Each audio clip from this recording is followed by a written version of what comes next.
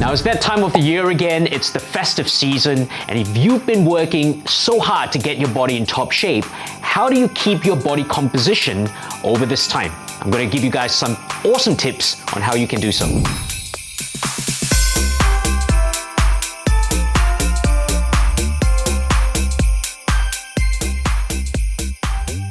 As we head into the festive season, it is a time of getting together, it is a time of impromptu meetings. There will be food, there will be booze, there will be lots of merrymaking. How can you, who have worked so hard over this period of time to get your body in top shape, keep this shape over the festive season? We know the next few weeks may be a write-off, but what are some of the tips that you guys can use to maintain that you don't lose those gains that you've worked so hard for?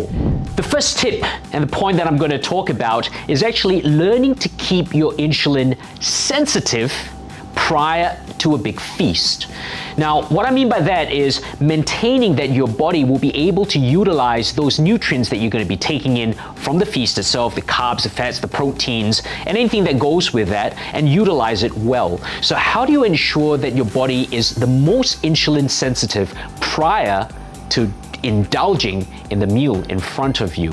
One of the ways you can do so is actually try to get a workout in prior to the meal itself. Now, whether this is within the day, so getting a workout early in the morning, whether the meal is at dinner, or getting a workout specifically prior to having the feast itself. Now, when you get the workout closer towards the feast itself, this is where your body will be the most insulin sensitive. That means you can use the nutrients most effectively. What sort of workout should you guys be doing? Aim for a workout that is more fat loss or hypertrophy based, keeping the reps from about 10 and above, and also keeping a prolonged time under tension per set. So that really means you want to be able to maintain that each set is about 60 seconds or more, keeping that tension. Rest times are relatively short, and you're making sure that you are choosing bang for buck exercises that can recruit as many muscle fibers as possible within one movement. So this may be a squat, a deadlift, a bench press, a dip, and so forth.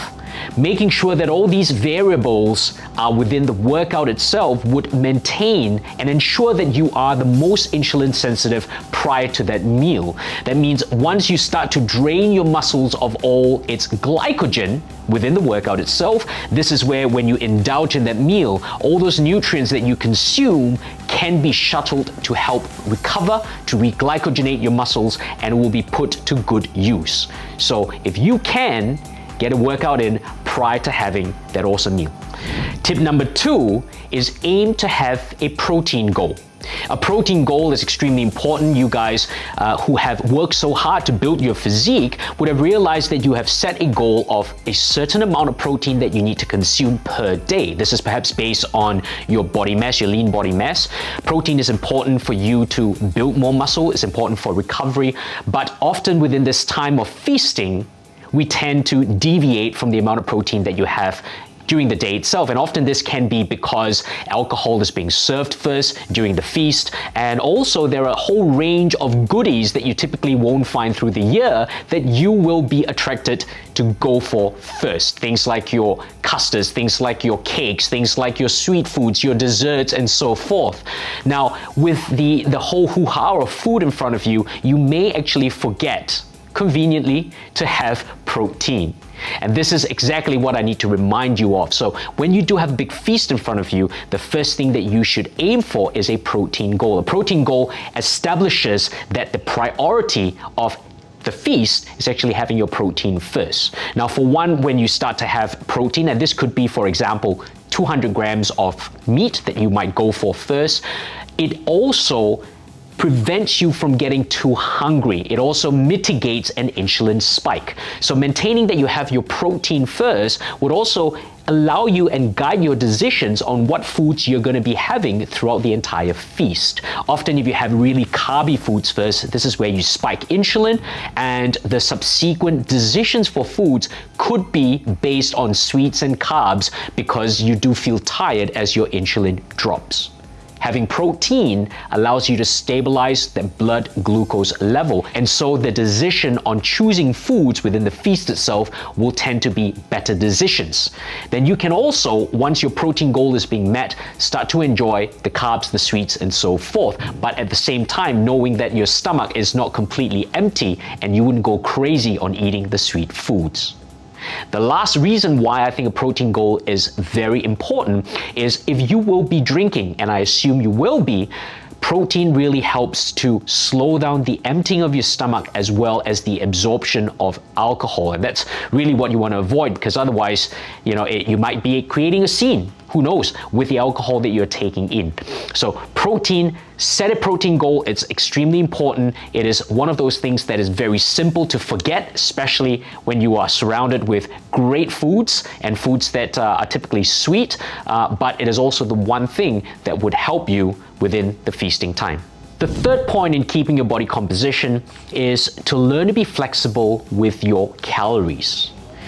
If you know that you are going to be having a bigger meal on the day itself, a feast where you're going to indulge in, then what is best to do is learn to apportion your calories throughout the entire day. And this could mean learning to have smaller meals through the day, but then having majority of your calories apportioned to that feast that you will be indulging in.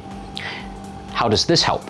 Basically, it maintains a caloric count that you can be aware of throughout the entire day. Now, in order for you to maintain a good body composition or be where you are right now to have these gains, you would be pretty aware of how much food you are intaking throughout the entire day, which also means you will be aware of how many meals you're having, your macronutrient split, and so forth.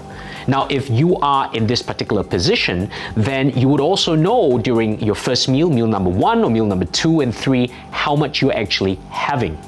It's very wise to be able to reduce the amount of food that you're having in these particular meals and then learn to have a bigger allocation of calories towards the feast itself. This is if your goal is not to spill over or to have too many calories throughout the entire day.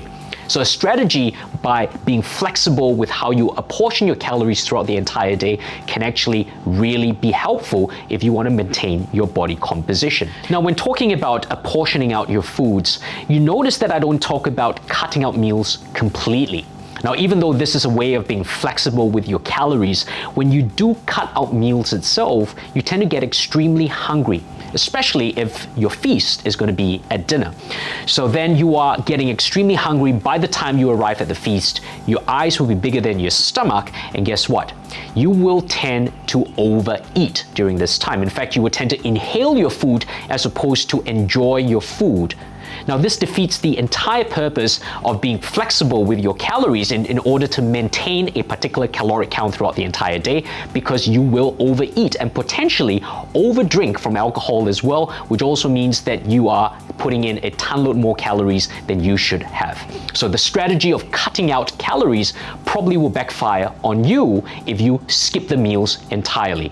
Learn to apportion your calories, stay within the same meal structure that you have, but perhaps reduce the amount of calories in certain meals so that you can have a larger caloric count or intake within the feast itself.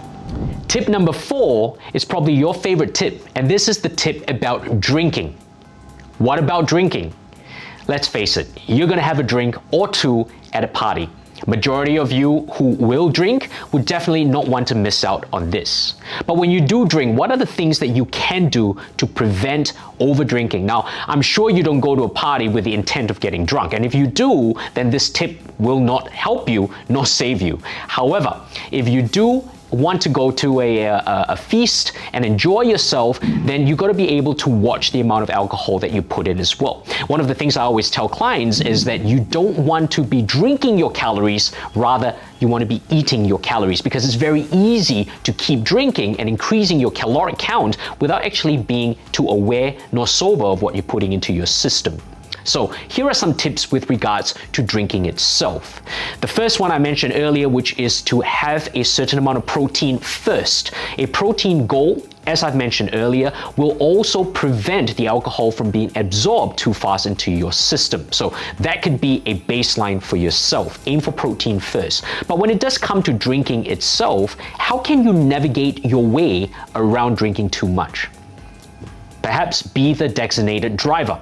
If you're the designated driver and you have to be sober, then I'm sure the people around you will not be forcing you to drink too much as well. The second point you can look at doing is learning to alternate your beverages. So you can start off with an alcoholic drink, but then the next beverage that you have within your hand itself is a non-alcoholic beverage. And this could potentially be either a soft drink or a soda water, for example.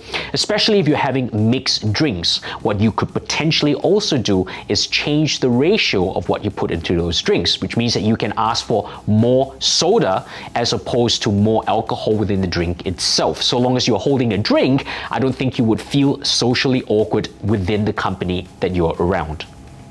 The third thing that you need to be aware of is try not to finish your drink that fast. Now, it's not the last supper and you're not aiming to drink to get drunk.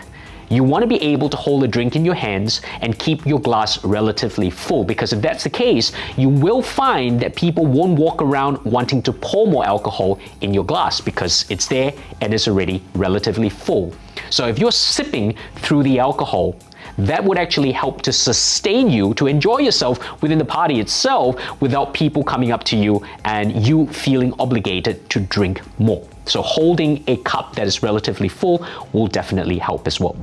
And the last point is actually using supplements to help offset the impact of the feast itself. So what can you use? Here are a few supplements that I think are extremely useful. The first one is actually taking in an omega-3 or a fish oil per se. Now you can use an algae oil if you like as well.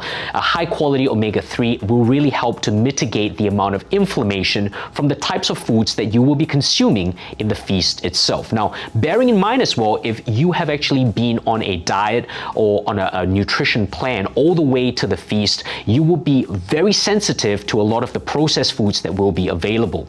And if you start taking in a large amount of processed foods at any one point in time, you would definitely get more inflamed the following day. You might feel bloated and tired, and your tummy may not feel good and so forth.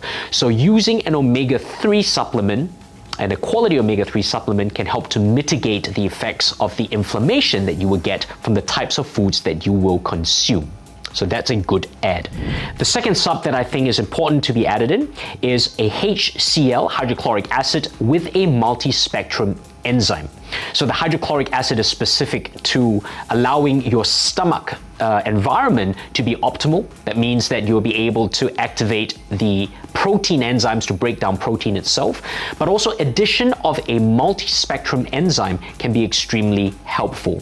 So we're talking here about adding in lipases to break down fats, amylases to break down carbs, as well as proteases to break down protein, and you can easily get that from a health food store. So a multi-spectrum enzyme will ensure that the foods you're taking in gets broken down effectively, and when foods get broken down effectively, they get absorbed better. You've got to remember as well, during the time of feasting, you will be indulging in a larger volume of food that you typically won't be eating. And as a result of that, that could put quite a bit of strain on your gut.